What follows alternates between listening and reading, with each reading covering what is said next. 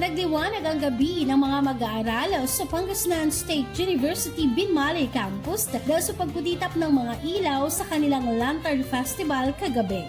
Ang mga mag-aaral mula sa kursong Criminology, Education, Fisheries and Environmental Sciences Department ay nagsama-sama upang ipakita ang paggawa sa recycled materials na maging lantern.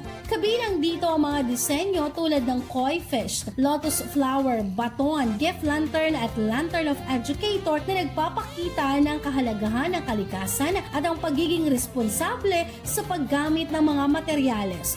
Espesyal ang naturang programa dahil sa kanilang paghahandog ng mga parol sa 4 na barangay ng Binmalay, San Isidro Norte, San Isidro Sur, Poblasyon at Bunlag na maaari nilang i-display. Layo nito na maipadama ang diwa ng Pasko ngayong taon kahit sa simpleng paraan lamang. Yan ang ating good news for today. Ako si Idol Tita Ronnie Tatak, IFM.